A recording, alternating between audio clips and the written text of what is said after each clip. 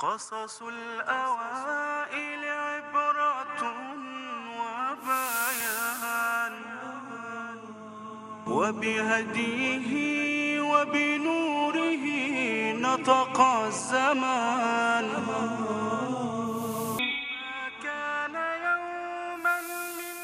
ما با نزول این قرآن از سوی خویش بهترین داستانها را که پیشتر از آنها آگاهی نداشتی برایت بازگو می کنیم.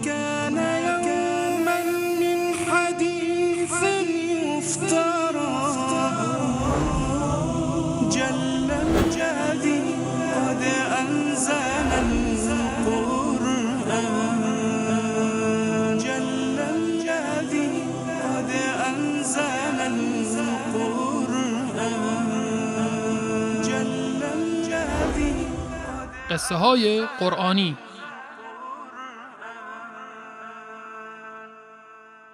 بسم الله الرحمن الرحیم. الحمد لله و الصلاة و السلام علی حبیب رسول الله و علی آله و صحبه و من والاه. و سلام و صد سلام و درود به همه شما عزیزان هر جای دنیا که هستید. همیشه شاد و سربلند و سالم باشید.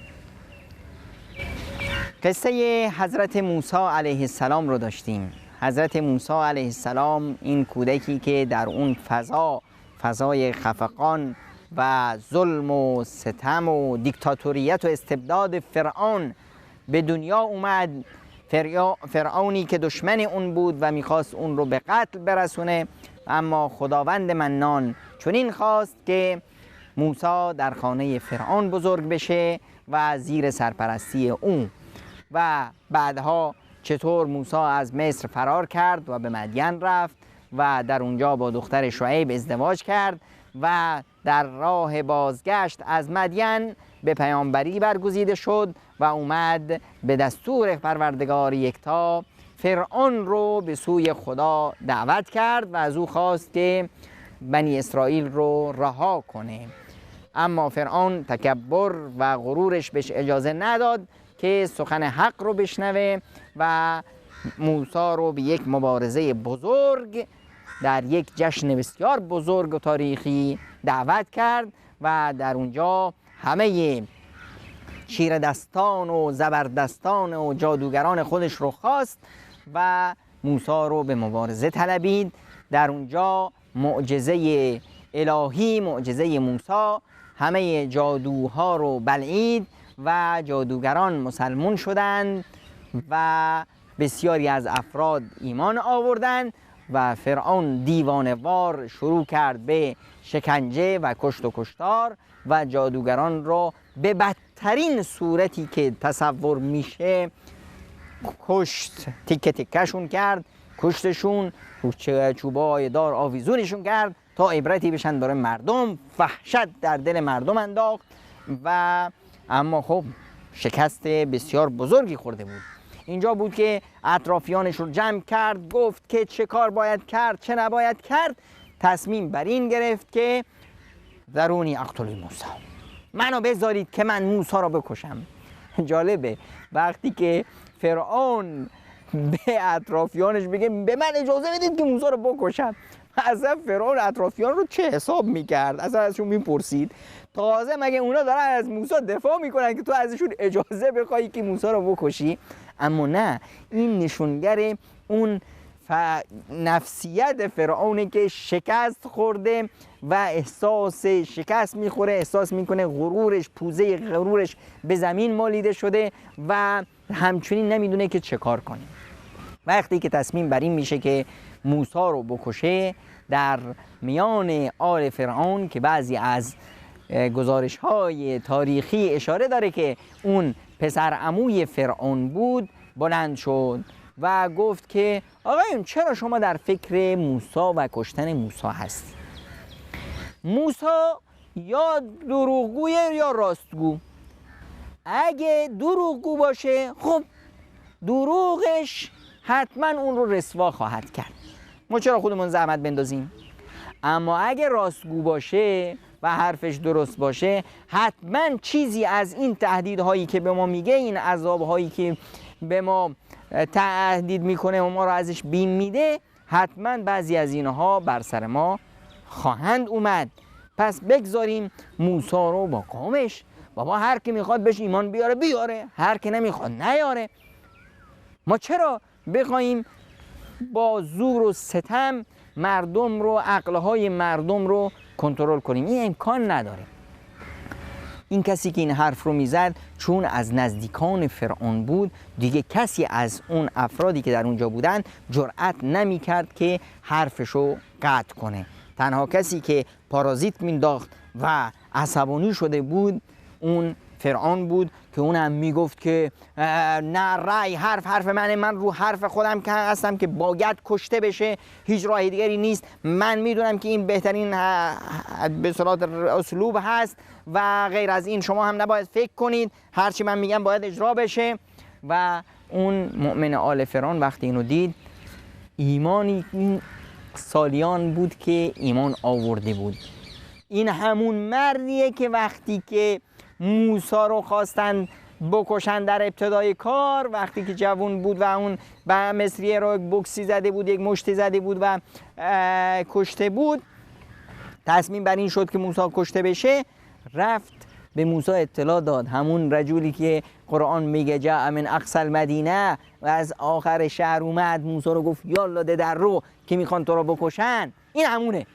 الان دیگه، تا الان ایمانش رو پنهان داشته بود، الان میگه نه، ای قوم من، از من و دعوت من که همون دعوت موسی‌ست پیروی کنید. ای قوم من، بترسید از اون عذابی که خداوند بر عادیان و ثمودیان و قوم نوح آورد. ای قوم، مگه ما کجاییم؟ چرا تاریخ خودمون رو نمیخونیم؟ مگه یوسف علیه السلام تو همین مصر ما پیامبر نبود؟ مگه یوسف علیه السلام نه همینجا هدایت نکرد مردم رو؟ وقتی که مرد گفتیم که دیگه هیچ پیامبری بعد از یوسف نمیاد، اومد. اینی که هیچ پیامبری بعد از یوسف نمیاد، این رو ما از طرف خودمون درست کرده بودیم. حالا موسی اومده دعوت میده به ما رو به سوی رستگاری، به سوی هدایت، به سوی اینی که ما بیاییم خدمت دین خدا رو بکنیم، خدمت خودمون رو بکنیم، ظلم نکنیم، آدم نکشیم، بد و بیرا نگیم، دروغ و مکر و حیله و اینا رو بذاریم کنار. این طرف مردم رو دعوت میکرد و فرعون داغ کرده بود، هی پارازیت مینداز که نه، باید موسی کشته بشه و من هیچ خدایی غیر از خودم برای شما سراغ ندارم، حرف من باید باشه. این صدای دیکتاتور هاست. دیکتاتور همیشه میخواد بگه، دیکتاتور کسیه که ادعای خدایی داره. اینی که فرعون میگه انا ربکم الاعلی، همون صدای دیکتاتوره که من، حرف من باید اون چی بشه که من میگم، کسی حق نداره که فکر کنه، فقط منم که فکر میکنم واسطون، منم که همینی که میگن که جناب دیکتاتور، جناب رهبر، جناب نمیدونم پادشاه چنین دیدن، چنین صلاح شما رو اون بهتر میدونن، صلاح شما دست اونه که همه چیز رو خبر داره، شما نمیفهمید. شما داره به مردم اینو تلقین میکنه که شما مردم کودنید، نفهمید و تنها دیکتاتوره که صلاح ملک رو، صلاح شما رو، همه اینا رو میدونه. صدای فرعون این بود و این مؤمن آل فرعون، چون خود موسی علیه السلام اصلا بها نمیداد به پارازیتای فرعون و دعوتش رو به این صورت به مردم میرسون. الان دیگه در همون تعقیب مکابینه فرعون یک زلزله‌ای به پا شده. یکی از نزدیکان فرعون مسلمون شده. کیه؟ پسر عموش. در این خونه دیگه انقلاب شده. همسر فرعون هم مسلمونه که بعداً در قرآن بهش اشاره میشه که چطور در ایمانش ثابت قدم موند و خداوند متعال چطور اون رو جایزه بزرگی در بهشت میده.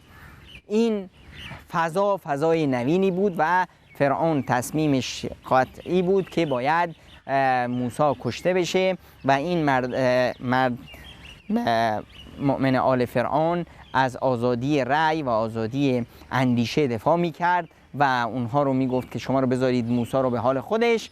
این تصویر رو قرآن کریم به تفاسیر و با یک زاویه بسیار زیبایی واسه ما نقل کرده. بریم همین تصویر رو در قرآن کریم با هم تلاوت کنیم تا ببینیم این مرد چه مرد بزرگی بود و چه حرفایی میزد و چه دعوتی میکرد و در مقابل ببینیم که فرعون چطور داغ کرده بود و چه حرفا و چه پاریزیتا و مینداخت و چه هزیانه ها و بیهودگیوهی هایی میکرد. قصص الأوائل عبرة وبيان. قرآن کریم در سوره غافر از آیه 26 تا 45 تصویری بسیار زیبا از این حادثه رو واسه ما آورده که چطور فرعون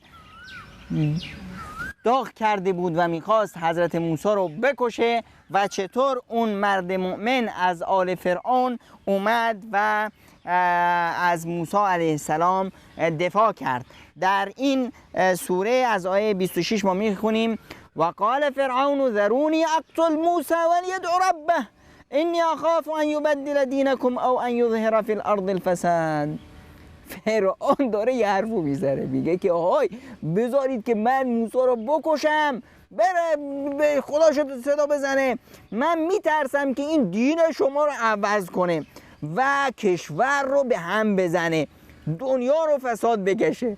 فرعون ظالم مفسد فی الارض داره میگه که من میترسم که موسی دنیا رو به فساد بکشه. این خبر وقتی به موسی رسید گفت و قال موسی انی عذت بربی و ربکم من کل متکبر لا یؤمن بیوم الحساب. من از هر متکبری که به روز قیامت ایمان نداره به خدام و به خدای شما که خدای هممون هست پناه میبرم. خب اینجا بود که اون مرد مؤمنی که در کابینه فرعون بود و از خیشاش بود اومد و از موسی دفاع کرد. و قال رجل مؤمن من آل فرعون یکتم ایمانه، ایمانش رو پنهان داشته بود، میگفت اتقتلون رجلا ان یقول ربی الله. بابا چی تو شده؟ یه آدمی هست میگه خدای من یه خدای یکتاست، شما میخواید اونو بکشید واسه همین حرفش؟ به شما چه؟ وقد جاءکم بالبینات من ربکم، از جانب خداتون واسه شما دلیل ها و معجزه ها هم آورد، حالا شما قبول دارید یا نداری میل خودتون. و این یکو کذبا فعلیه کذبو، اگه اون دروغ میگه خب دروغش یه روزی برمیگرده تو سر خودش میخوره، شما چرا خودتون از زمانی کردید؟ و این یکو صادقا یصبکم بعض الذی یعدکم، اگر راستگو باشه و حرفش درست باشه خب حتما برخی از این عذابهایی که میگه، از این چیزایی که شما رو بین میده میترسونه رو شما هم خواهد اومد، یه برای جانتون خواهد شد. یا قوم لکم الملک اليوم ظاهرین فی الارض فمن ینصرنا من بأس الله ان جاءنا. ما امروز وضع حالمون خوبه، اگه عذاب الهی رو سرمون اومد کیه که ما رو نجات بده؟ ای قوم من فکرتون رو به کار ببرید. خب فرعون دیگه خوشش نمی اومد که کسی بیاد همچین حرفایی بزنه. قال فرعون ما اریکم الا ما ارى، خیر شما رو من میدونم، صلاح مملکت رو من میدونم، اون چیزی که واسه شما خوبه من میدونم. و ما اهدیکم الا سبیل الرشاد، من تنها شما رو به راه درست میبرم، شما رو من، سعادت شما، زندگی شما، رفاه و آسایش جامعه همه دست منه، شما بیایید هر چی من میگم همون رو انجام بدین. اما اون مرد مؤمن که الان ترسیده بود که اینا موسی رو بکشن ساکت نبود. و قال الذي آمن یا قوم انی اخاف علیکم مثل یوم الاحزاب مثل دأب قوم نوح وعاد وثمود والذین من بعدهم وما الله یرید ظلما للعباد. خداوند به بندگاش ظلم نمیکنه. من میترسم که اون عذابی که روی قومهای پیشین اومد، روی عادیان و قوم نوح و ثمودیان اومد، اون عذاب رو شما بیاد. مواظب خودتون باشید، عقلاتون رو به کار ببرید. و یا قوم اینی اخاف علیکم یوم التناد، ای مردم دل من واسه شما میسوزه، در روز قیامت چه کار میکنید؟ یوم تولون مدبرین ما لکم من الله من عاصم و من یضلل الله فما له من هاد. کسی که خدا اون راهشو بزنه گمراهش کنه اون هدایت پذیر نیست. آهای مردم، روز قیامت وقتی فرار میکنید این ور و اون ور، کیه که شما رو از خداوند نجات بده، از عذاب الهی نجات بده؟ قبل از اینم یوسف رو خداوند متعال فرستاد و اومد. شما گفتید که بعد از یوسف پیامبری نمیاد. حالا این همه اینها رو تذکر میداد. فرعونی که دید وضع خیلی خراب شده، رو کرد به هامان وزیرش، گفت هامان شما یه لطفی کن، یه برج بلند بزن که من برم بالای همین برج، همون تو آسمون نگاه کنم این خدای موسی کجاست که حرفشو میزنه. میخواد با عقلای مردم بازی کنه. و قال فرعون یا هامان ابن لی صرحا لعلی ابلغ الاسباب السماوات فاطلع الى اله موسی و انی لاظنه کذب. من مطمئنم که اون دروغ میگه، اما خب بیا یه برج بزن بریم از نزدیک ببینیم ماجرا چیه. و كذلك زين لفرعون سوء عمله و صد عن السبیل و ما کید فرعون الا فی تباب. اینطوری فرعون به این چیزا خودش رو دلخوش کرده بود و مردم رو میخواست گول بزنه. و قال الذي آمن، اما اون مؤمن دست بردار نبود. خطر خیلی جدی بود. حضرت موسی پیامبر خدا رو میخوان بکشن.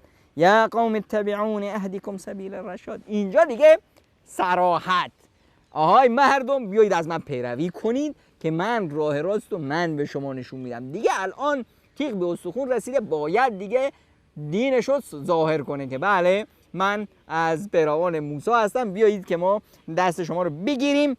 یا قوم انما هذه الحیاة الدنیا متاع و ان الاخرة هی دار القرار. ای قوم من، ای عزیزان من، ای نور چشمان من، خودتون رو این دنیا شما رو گول نزنه.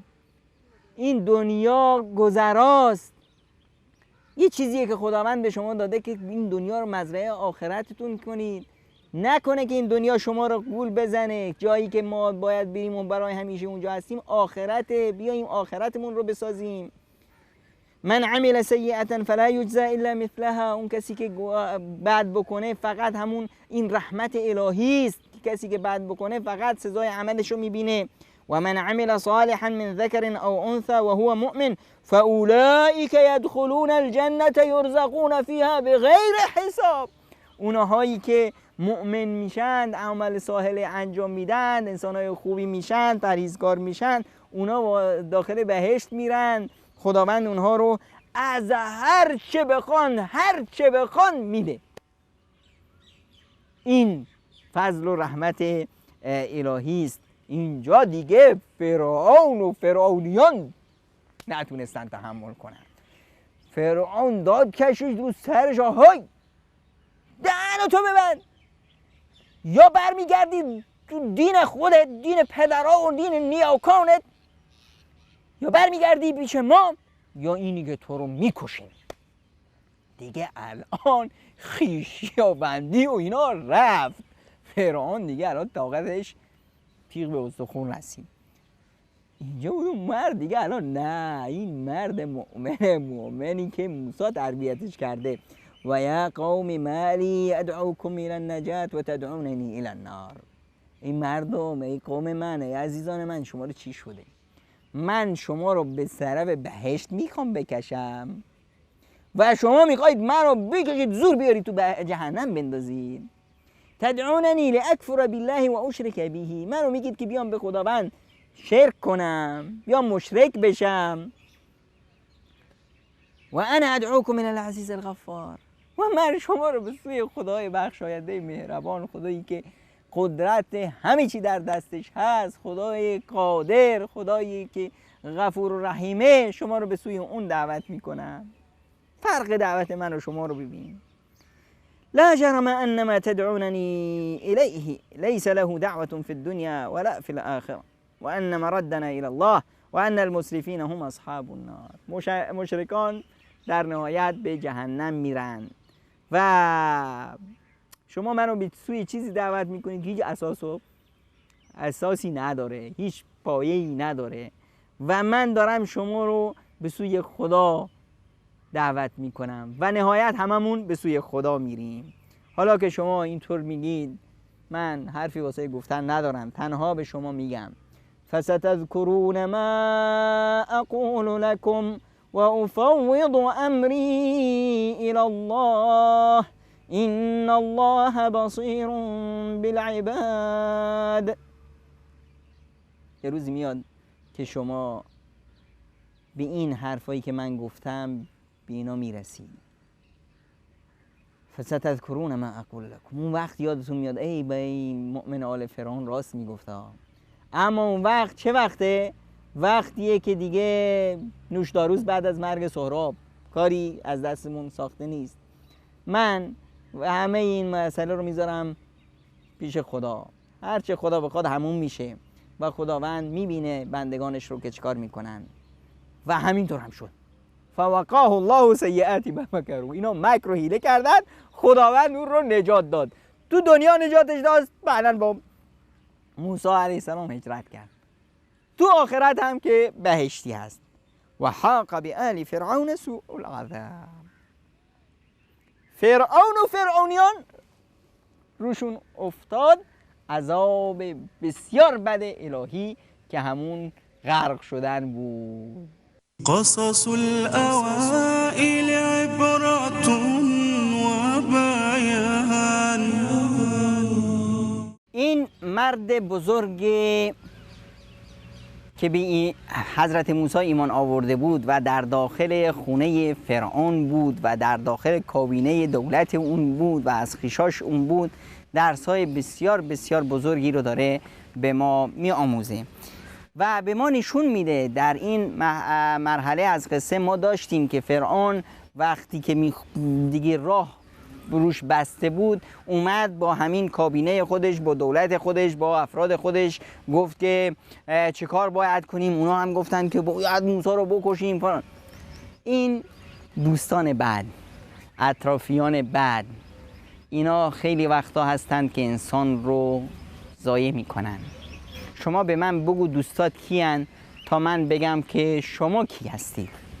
دوستای یک انسان شناسنامه اونند و همین هم هست که روز قیامت اون آدمایی که با آدمای نادرست نشست و برخاست کردن داد میکشند یا ویلتا لیتنی لم اتخذ فلانا خلیلا، ای کاش من با فلانی دوستی نمی کردم، همون بود که لقد اضلنی، همون بود که منو گمراه کرد، همون بود که منو از راه بیراه کرد، همون بود که باعث شد من معتاد شم، من سیگاری بشم، من فلان بشم، من این حرفایی بعد یاد بگیرم. پس انسان باید سعی کنه همیشه در یک فضای اجتماعی درست حرکت کنه، با افراد خوب نشست و برخاست کنه، سلام و دعاش با افراد خوب باشه، با افراد خدا ترس، با افراد مؤمن، با افراد پرهیزکار، با افراد با فرهنگ. افراد بدن که انسان رو میندازن تو چاله و پرت میکنن تو پرتگاه‌های بسیار بسیار خطرناک. و مؤمن آل فرعون یک شخصیت بسیار زیبا و جالب و جذابی هست.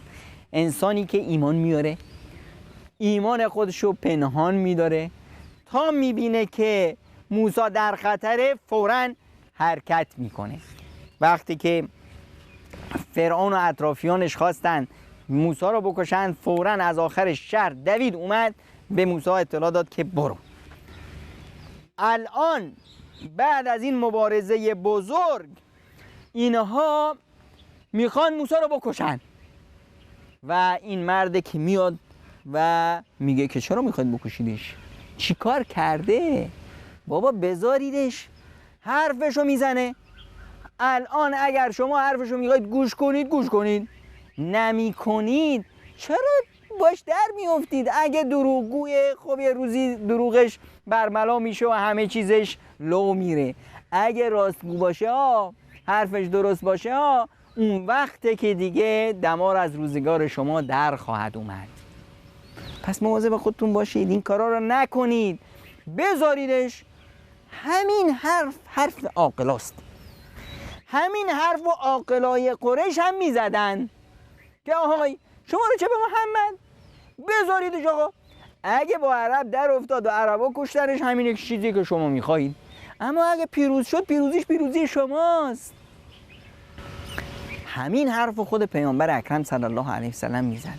میفرمودند که خلو بینی و بین الناس، آقا شما رو چه؟ بذارید من و مردم، هر چه من و مردم تصمیم گرفتیم، مردم خواستن به من ایمان بیارن، به شما چه؟ من دعوتم رو به مردم برسونم، شما صد راه من نشید. همین حرف هم موسی میزد. موسی هم میگفت که الم تؤمنوا لی فاعتزلون، اگر به من ایمان نمیارید خب اصلا رو برید کنار. کسای دیگری هستن که حق رو گوش میکنن و وقتی که تصمیم گرفتن که موسی رو بکشن، این مؤمن آل فرعون بود که اومد گفت اتقتلون رجلا ان یقول ربی الله. آدمی هست فقط به خاطر یک رأیی که داره، یک ایده و اندیشه‌ای که داره، واسه اونو میکشید. میگه خدای من خدای یکتاست، میرای باید بکشمش. این دیکتاتوراست. ببینید امروز چقدر انسان‌ها هستند که در کشورهای دیکتاتورها به خاطر اینکه مؤمنن، به خاطر اینکه با 1001 تهمت که اینها میخواستن شورش و آشوب بپا کنن، اینها وهابیان، اینها چیان، اینا رو میگیرن به چه بدبختی و به چه فلاکتی که نمیندازن، چه شکنجه‌هایی که بهشون نمیکنن. قریش همین مکر و همین حیله و همین تکبر رو داشت. قریشیان اومدن پیامبر رو یک پرچه انداختن رو گردنش، میخواستن خفش کنن. حضرت ابوبکر اومد و گرفت اینا رو زد کنار و گفت اتقتلون رجلا ان یقول ربی الله. عقلتون کجاست؟ انسانی میگه که آقا من خدا یکتا رو عبادت میکنم، من میخوام قرآن رو بخونم، من میخوام دینم رو از قرآن یاد بگیرم، میاد میکشیدش. این یعنی چه؟ این عقلا چیه که پوکی تو کلاتون هست؟ این صدای توحیده، صدای مؤمن آل فرعونه، صدای ابوبکر. این صدای یک ایمانه که در هر زمانی داره این دیکتاتورها رو میلرزونه و خونه های عنکبوتی اینها رو پاره میکنه. و نقطه‌ای که ما در اینجا داریم، یه نقطه بسیار مهم، اینه که تکبر و غرور باعث میشه که انسان حقیقت رو نبینه. این غرور فرعون و این تکبر اون بود که نمیذاشت حقیقت رو ببینه. هیچ، میگفت که من هر چه من بگم همون، شما باید حرف من برید، شما باید رو حرف من حرف نباشه. این صدای دیکتاتوره که باز جر و بحث هم میکرد و خودش رو خدا هم میدونست و همه این چیزایی که خدا ازش نفرت داره، این چیزایی که مؤمنان ازش نفرت دارن. الذين يجادلون في آیات الله بغیر سلطان اتاهم کبر مقتا عند الله. اینایی که در جر و بحث میکنن بدون هیچ دلیل و برهان، این خیلی مقت و غضب و خشم خدا رو برمیانگیزه و همچنین خشم و عند الذين آمنوا، خشم مؤمنان رو هم برمیانگیزه و این هاست که مهر باطل شد میزنه به قلبهای این متکبران ظالم. یه نقطه بسیار مهم دیگه‌ای که مؤمن آل فرعون به ما یاد میده اینه که از موقعیت اجتماعی که داریم، از منصب کاری و وظیفه‌ای که داریم خوب استفاده کنیم. مؤمن آل فرعون یکی از شخصیت‌های بلند مرتبه کشوره، از خانواده فرعونه.